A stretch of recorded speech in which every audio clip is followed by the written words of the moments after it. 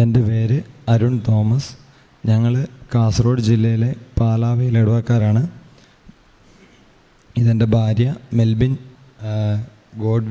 ഗോഡിവ. ഞങ്ങൾ സൗദിയിലായിരുന്നു. ഇപ്പം നാട്ടിലുണ്ട്. ഒരു 1.5 വർഷത്തോടെ ഞാൻ നാട്ടിലുണ്ട്. വൈഫ് ഇന്ന് വന്നതേ ഉള്ളൂ. ഞാൻ 2023 ഫെബ്രുവരി 28 ആദ്യമായിട്ട് ഉടമ്പടി എടുക്കുന്നത്. എൻ്റെ 3 പുതുക്കൽ കഴിഞ്ഞിട്ട് നിൽക്കുകയാണ് ഞാൻ. എൻ്റെ സാക്ഷ്യങ്ങൾ എന്ന് പറഞ്ഞു കഴിഞ്ഞാൽ ഈ 4 പുതുക്കലിൽ ഭയങ്കരമായിട്ട് അനുഭവങ്ങളാണ് എൻ്റെ ജീവിതത്തിലുണ്ടായിട്ടുള്ളത്. പലപ്പോഴും മാതാവിനെ എന്താ പറയുക, നമ്മൾ നേരിട്ട് കണ്ടില്ലെങ്കിൽ ആ അനുഭവങ്ങൾ അതുപോലെ എൻ്റെ ജീവിതത്തിലുണ്ടായിട്ടുണ്ട്.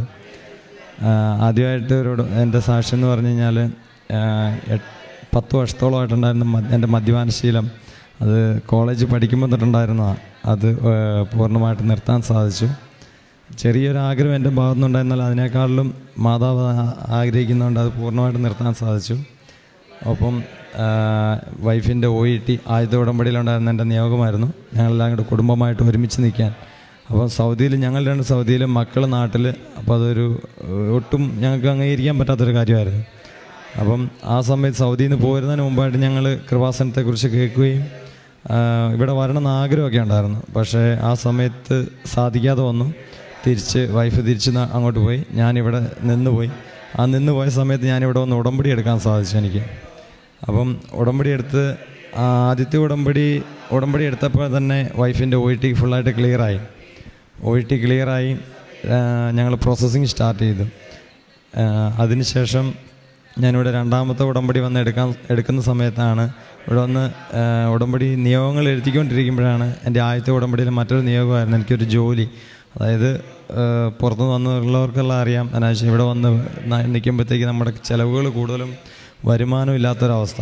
അങ്ങനെ നിന്നപ്പം തമ്പുരാൻ ഇവിടെ ഉടമ്പടി ഞാൻ നിയോഗം എഴുതിക്കൊണ്ടിരിക്കുമ്പം എൻ്റെ നാട്ടിൽ നിന്ന് എനിക്ക് പോയി വരാൻ പറ്റുന്ന രീതിയിൽ, വീട്ടിൽ നിന്ന് പോയി വരാൻ പറ്റുന്ന രീതിയിൽ എനിക്കൊരു ജോലി തമ്പുരാൻ അനുഗ്രഹിച്ചു, ഒരു കടയിലൊരു അക്കൗണ്ടൻ്റായിട്ട്.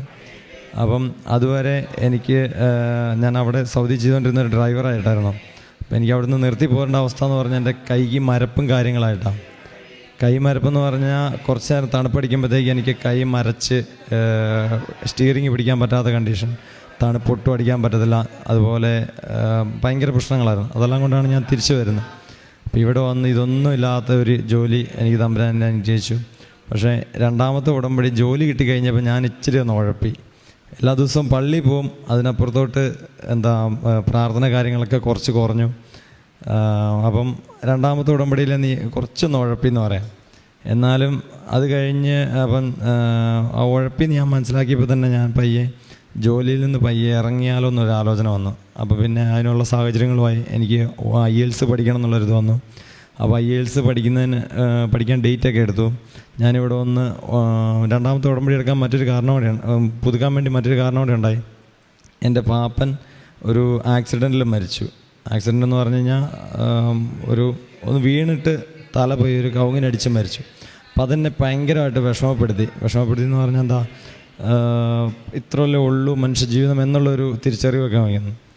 അപ്പം അങ്ങനെ വന്നു കഴിഞ്ഞപ്പോഴത്തേക്ക് ഭയങ്കര വിഷമമായി. എനിക്ക് പറയാൻ അറിയത്തില്ലാത്തൊരു വിഷമം. അങ്ങനെ വന്നപ്പോൾ എന്നാൽ ശരി മാതാവിനെ കാണാമെന്ന് പറഞ്ഞ് മാതാവിൻ്റെ അടുത്ത് വന്ന് ഉടമ്പടി പുതുക്കി കഴിഞ്ഞ് അതിനേക്കാളുള്ള അനുഭവങ്ങളായിരുന്നു. അത്ര നാൾ ഡിലേ ആയിട്ട് പോയിക്കൊണ്ടിരുന്ന ഞങ്ങളുടെ പ്രോസസ്സിങ്, ന്യൂസിലൻഡിൻ്റെ പ്രോസസ്സിങ് സ്റ്റാർട്ട് ചെയ്തായിരുന്നു ആദ്യം തന്നെ. ആ പ്രോസസ്സിങ് പെട്ടെന്ന് നടന്നു. അതായത് ഞങ്ങളുടെ വിസ കാര്യങ്ങളൊക്കെ പെട്ടെന്ന് സബ്മിറ്റ് ചെയ്യാൻ പറ്റി.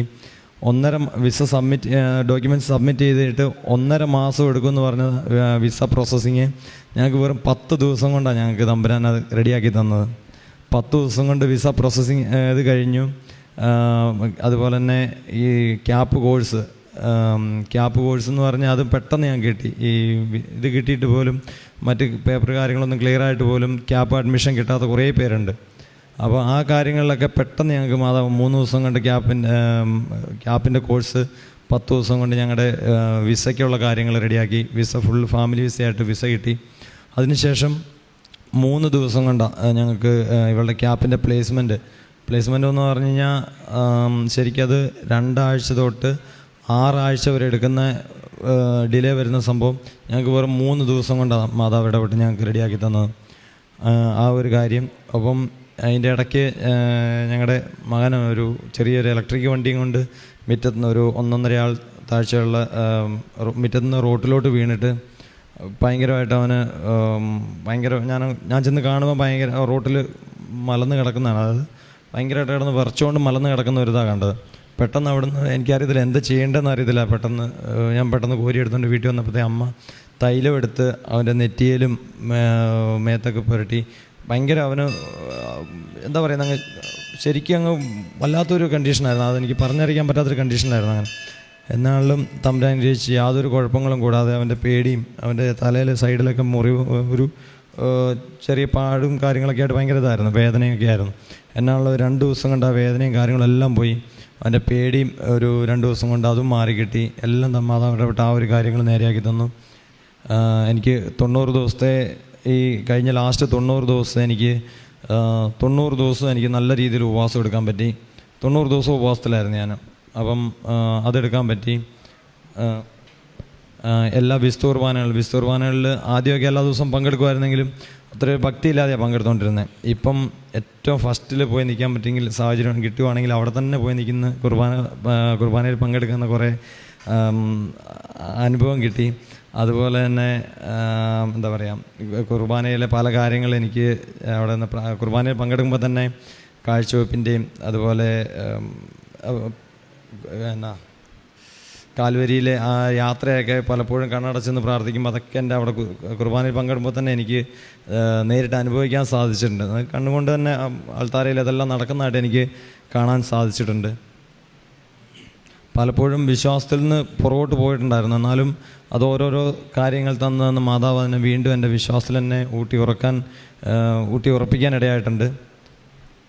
പത്രങ്ങൾ ഞാൻ ഉടമ്പടിയിലുണ്ടായിരുന്ന ഓരോ മാസവും പത്രങ്ങൾ ഇവിടുന്ന് നമ്മുടെ ഇവിടുന്ന് ബസ് വരുന്നുണ്ട്. അപ്പോൾ അവരുടെ അടുത്ത് മേടിച്ച് ഞാൻ കൊണ്ടുപോയി കൊടുക്കാൻ വിതരണം ചെയ്യാനിടയായി. പിന്നെ ഞാൻ IELTS പരീക്ഷ എഴുതാൻ പോയപ്പം ഞാൻ കർണാടകത്തിലാണ്, മംഗലാപുരത്താണ് ഞാൻ സെൻറ്റർ എടുത്തത്. അപ്പം ഞാൻ അവിടുന്ന് കന്നഡ പേപ്പർ വരുത്തിച്ച് ഞാൻ അത് കൊണ്ടുപോയി അവിടെ വിതരണം ചെയ്തിട്ടാണ് ഞാൻ പരീക്ഷയ്ക്ക് എഴുതാൻ പോയത്. എന്നാലും ആ ഒരു കാര്യത്തിൽ എനിക്ക് 6.5 സ്കോർ നൽകി. ഞാൻ ആഗ്രഹിച്ചതിനേക്കാളും കൂടുതൽ സ്കോർ നൽകി മാതാവിനെ അനുഗ്രഹിച്ചു. അങ്ങനെ പല കാര്യങ്ങളിലും തമ്പുരാൻ ഓരോ നിമിഷവും നടത്തിക്കൊണ്ടിരിക്കുന്ന തമ്പുരാനും മാതാവിനും 1000 നന്ദി പറഞ്ഞ് സമർപ്പിക്കുന്നു. പരിശുദ്ധ അമ്മയുടെ മധ്യസ്ഥ സഹായത്താൽ ഈ ഒരു കുടുംബത്തിന് ലഭിച്ച അനുഭവങ്ങളാണ് അവർ ഈ കുടുംബമായിട്ട് തന്നെ വന്ന് സാക്ഷ്യപ്പെടുത്തുന്നത്.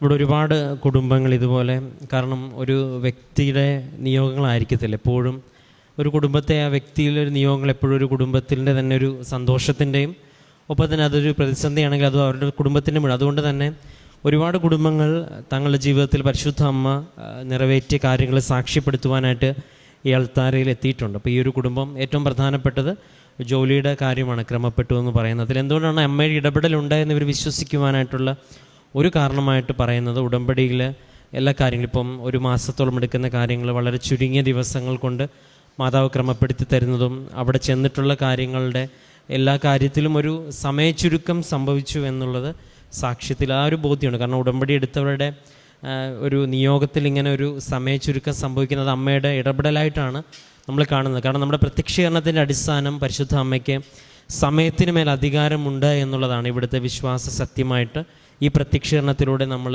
പ്രഖ്യാപിക്കുന്നത്. അതുകൊണ്ട് തന്നെയാണ് ഈ സാക്ഷ്യങ്ങളിൽ എപ്പോഴും ആ ഒരു പോയിൻ്റ് ഉണ്ടെങ്കിൽ നമ്മളത് മുഖവിലേക്ക് എടുക്കുന്നതും. ഒപ്പം വ്യക്തിപരമായിട്ട് ഉടമ്പടി എപ്പോഴും വിലയിരുത്തിയാണ് മുന്നോട്ട് പോകുന്നത്. ആദ്യത്തെ ഉടമ്പടി ചിലപ്പോൾ പ്രാർത്ഥന കുറഞ്ഞു, അത് കുറച്ചും കൂടെ കൂട്ടുന്നു. അപ്പം അങ്ങനെ ഒരു വ്യക്തമായിട്ട് ജീവിതത്തെ വിലയിരുത്തി പ്രാർത്ഥനയിൽ മുന്നോട്ട് പോകുമ്പോൾ ദൈവത്തിൻ്റെ ഒരു ഉത്തരവാദിത്വം കൂടിയാണല്ലോ. തന്നെ നാമത്തെ പ്രതിയാണ് ഇതുവരെ നമ്മൾ ചെയ്യാതിരുന്ന പല ശീലങ്ങളും ദൈവം ഇടപെടും എന്നുള്ള ഒറ്റ വിശ്വാസത്തിലും പ്രത്യാശയിലും ജീവിതത്തിൽ ആരംഭിക്കുമ്പം ഈ ഒരു യാത്രയിൽ പരിശുദ്ധ അമ്മ സാന്നിധ്യം അറിയിക്കുന്നത്, പ്രത്യേകിച്ച് ഇദ്ദേഹത്തിൻ്റെ തൊഴിലിൻ്റെയും ജീവിത പങ്കാളിയുടെയും ഒപ്പം കൂടെ നിൽക്കുന്ന മകൻ്റെയും സൗഖ്യവും എല്ലാ ഉടമ്പടി വസ്തുക്കളും ഉടമ്പടിയിലെ കാര്യങ്ങളുമായിട്ട് ബന്ധപ്പെട്ടാണ് നിൽക്കുന്നത്.